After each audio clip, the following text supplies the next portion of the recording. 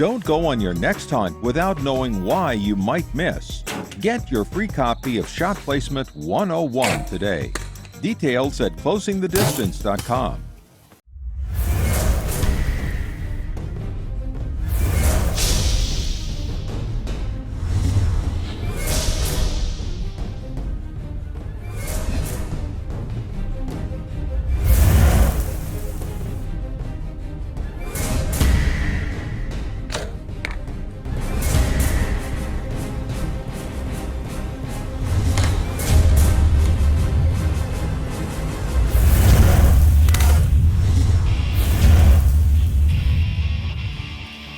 Welcome to this week's Closing the Distance. I'm Matt Moore. We've got a really great show today. We're going to travel down into Old Mexico. We're going to highlight a couple different bucks year after year after year. You're going to see some giants on today's show. Let's get started. Closing the Distance is brought to you by Ozonics, undetectable, undeniable. Hunter Safety System, dedicated to saving hunters' lives. Executioner Broadheads, born to kill. Treason, don't just blend, become. And by Citadel, revolutionary shoot-down shape. After the break, the guys travel to Old Mexico. We're going to watch several bucks mature over the years. Tons of useful big buck management tips on today's show. We'll be right back. Get a head start on your next trophy buck. Order stand placement advanced techniques today at Closing the Distance. Closing the Distance is made possible by Matthew Solo Cam, Catch Us If You Can, Tree Limb Quivers, there's only one tree limb quiver, Sword Sights, Sharp Solutions in Aiming, Elusive Wildlife Technologies, taking the elusive out of wildlife, the Stage Deer Attractant, finally a synthetic scent that works, and by the amazing Luminaut. Can your aeronaut do this? Welcome back to Closing the Distance, a really fun show today. We're in Old Mexico. We're down at Rancho Cuevas, and we're going to check in with Pro Staffer Johnny Reisinger.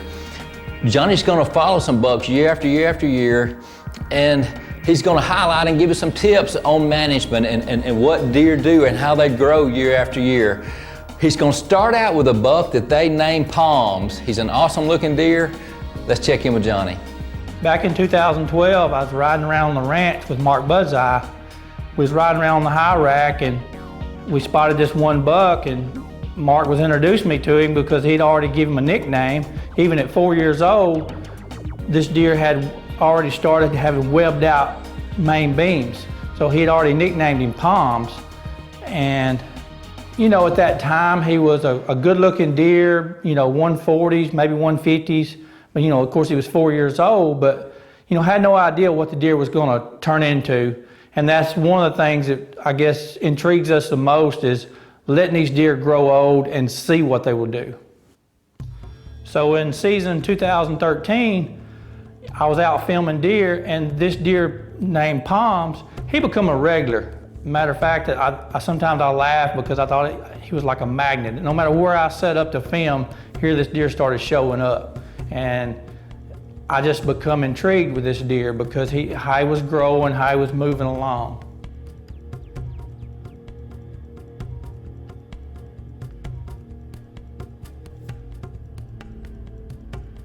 Season 2014 rolled around. Here we go again. I'm out filming and this deer steps out, and I immediately know what deer it is, but he has, sure enough, he is blown up. And the mass is just starting to be unreal. He's one of them kind of deer that you get a certain look of him with his head turned a certain way. You don't think you're looking at all that much, and then he turns a different way, and it's like, whoa, you know. And so he's a 6-year-old now, and it's all you can do to now hold yourself off to give this deer another year. And even being a 6-year-old, this deer is still not on the hit list. You know, the Rancho Cuevas, their management goals to get these deer to, you know, their top potential, and most of these deer are 7, 8 years old before they're even harvested. And this deer at 6 is already looking mighty impressive, and you can only imagine what he's going to do in the future. It's a gamble anytime you decide to let a deer go. at any age of what that deer is going to go or something's going to happen to it. You know, but if you're serious about management and you're a whitetail enthusiast, that's the kind of things you live for, to see these deer, you know, see what they're going to do. You know, I know a lot of guys going to see this deer and go, oh my gosh, you know, this is a deer we're going to shoot as soon as you see it. And I can't argue that to some extent on where you're at. But when you're on a place and that's your management goal, that's the kind of things that you can look into. Coming up, the buck named Palms is 7 years old, and now he's a shooter. You won't believe the mass this buck added. We have a dead deer walking. Closing the Distance will be right back. Get a head start on your next trophy buck. Order stand placement advanced techniques today at Closing the Distance. Closing the Distance is brought to you by Ozonics. Undetectable, undeniable. Hunter Safety System, dedicated to saving hunters' lives. Executioner Broadheads, born to kill. Treason, don't just blend, become. And by Citadel, revolutionary shoot-down shape. Welcome back to Closing the Distance. Today's show, we're at Rancho Cuevas down in Old Mexico. So far, Johnny Reisinger, he's introduced us to a buck named Palms. They've got video footage of him at 4, 5, and 6 years old. Right now he's 7, and he's been taken off the no-hit list. Because I'd filmed this deer so much over the prior seasons, I had asked that when come time to harvest this deer that I was able to try to get the hunt on film. Well, in 2015, sure enough, we started getting trail cam photos of this deer, and sure enough, his mass was just blowing up. And he had developed a huge drop tine on one side, and you know, we made up our mind he was going to be on the hit list. It was his time to to get hunted, and you know, the hunter that come along that was going to hunt this deer, you know, I made the agreement that, you know, I wanted to try to film it. Well, I also probably knew the history of this deer and knew where he was located, and would be pretty easy to go set up on him. No sooner we get in the blind and we're getting our gear situated, cameras set up, we're still kind of talking and negotiating where all the shots are going to be, all that kind of stuff that you do. And I know Brian's not used to being filmed, so I'm trying to tell him, you know, certain windows and certain places I can film and he can shoot. Well, while I'm discussing all this, I can see out of a window that he can't see. He's facing one way and I'm facing another, and I see the rack of this deer appear through one of the windows. Immediately, I recognize what deer it is, and we hadn't seen a doe, we hadn't seen anything. And I was like, there he is.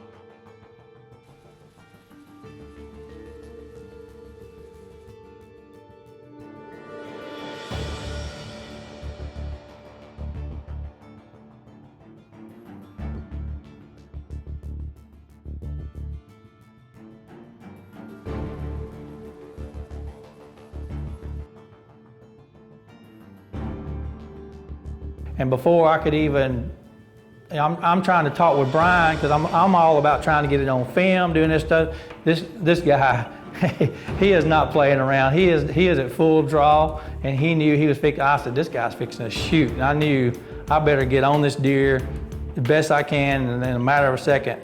And just sure enough, Brian let it go, and he smoked him.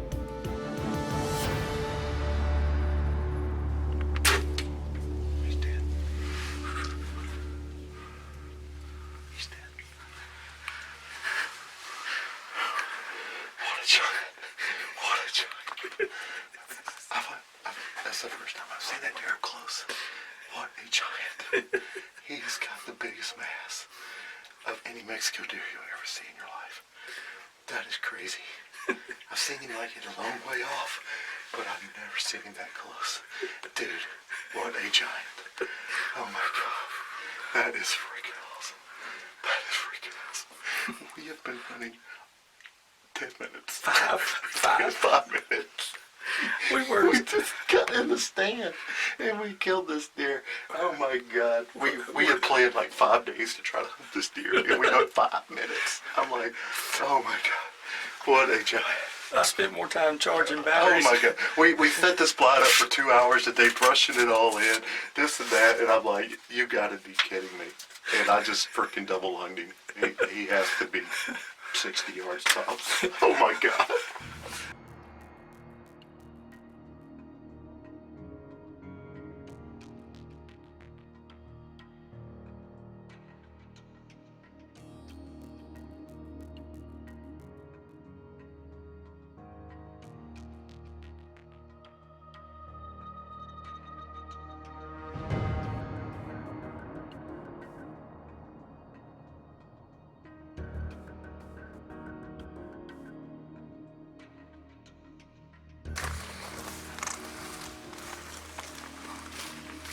I'm short my setup right quick too. Trammer. Yeah. Here, show my blind. We brushed in this blind earlier.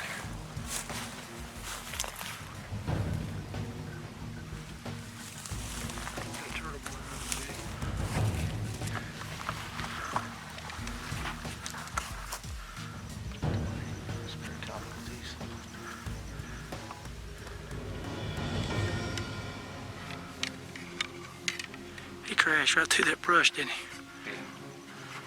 Yeah, I've had him put a big hole in it. I got to get my hands on it too. I gotta get my hands on it. Come in here with me. What do you think? Yow! I'm telling you. Crashed it. He did. He got stickers all in him. He ran over everything.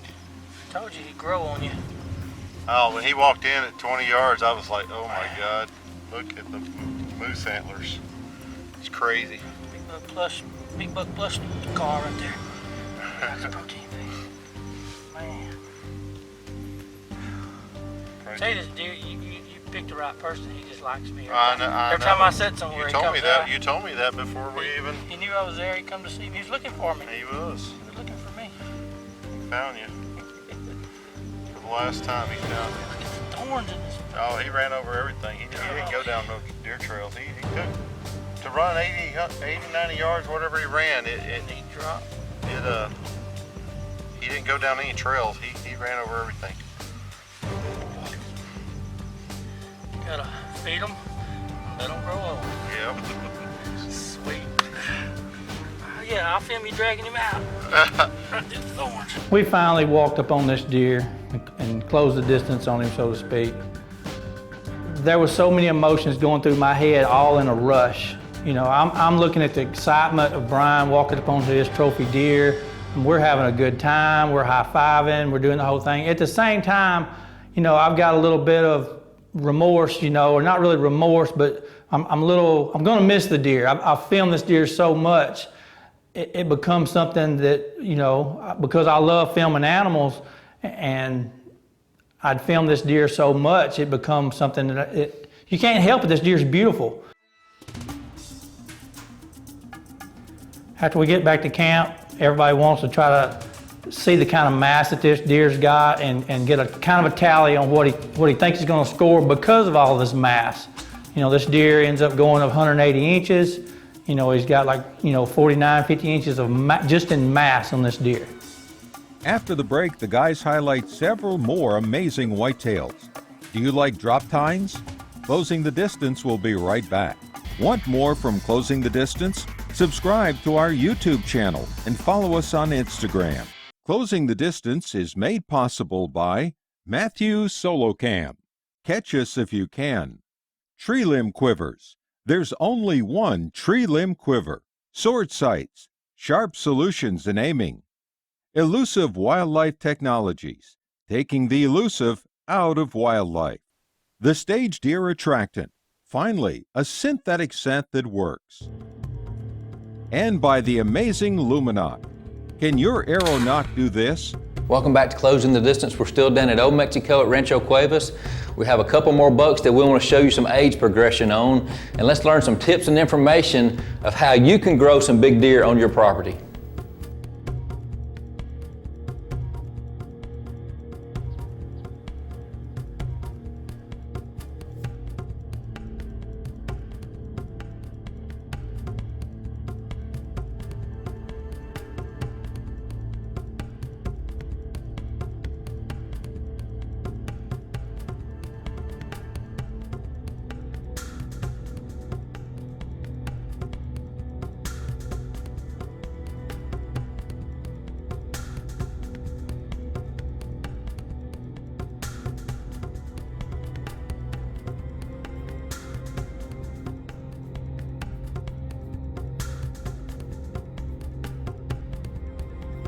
You know, a lot of ranches can produce a big deer sooner or later, or sometimes it's a fluke or whatever else. But this Rancho Cuevas is no fluke.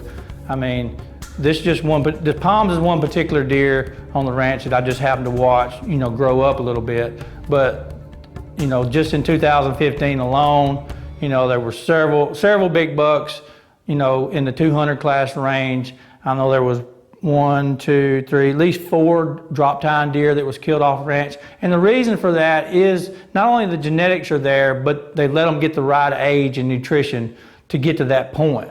You know, and that's what I can't stress enough.